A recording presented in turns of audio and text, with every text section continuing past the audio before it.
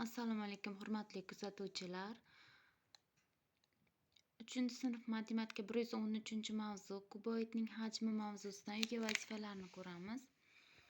10-masala. Rasmdagi ma'lumotlardan foydalanib to'g'ri burchakli parallelepipedning hajmini toping.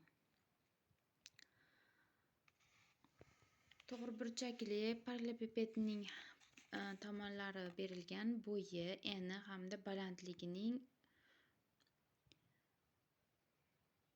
o'lchamlari berilgan. Hop, bizda formula bor edi. Mana kitobimizni oldingi betida kuboidning hajmini topish formulasi bor. Mana formulasi.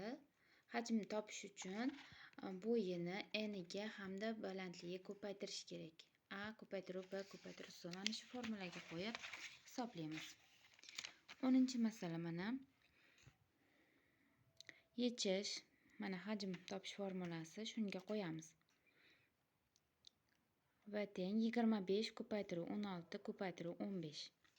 Buni bir-biriga ko'paytirib qo'ysangiz, mana shu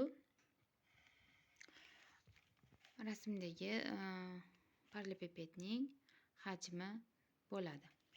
Ikkinchi masalamiz 11-masala. Ushbu idishlardagi suvning umumiy hajmini toping. Umumiy hajmini topish uchun mana bizda strelkalar orqali ko'rsatib qo'yilgan.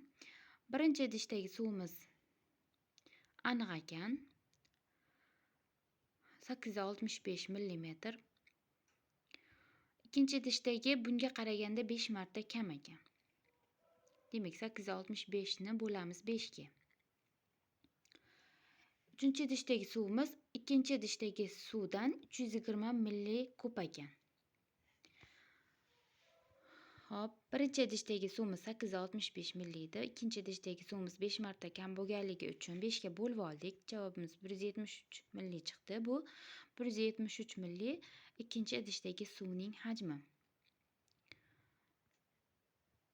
Ikkinchi ishimiz, ikkinchi idishdagi suvdan uchinchi idishdagi suvimiz 320 milli kub bo'lganligi uchun 173 ga qo'shamiz 320 ni. 493 milli chiqdi. Demak, uchinchi idishdagi suvimiz 493 milli ekan. Uchinchi ishimiz, bizda umumiy hajmini so'raganligi uchun uchala idishdagi suvni qo'shib chiqamiz. Birinchi idishdagisi 865 milli edi. Ikkinchi idishdagimiz 173 milli edi mana.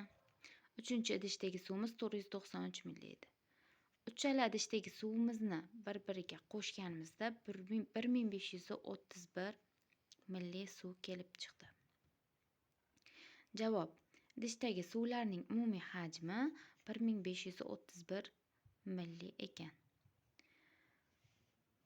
E'tiboringiz uchun rahmat. Video foydali bo'lgan bo'lsa, obuna bo'lib, like bosib qo'yishni unutmang.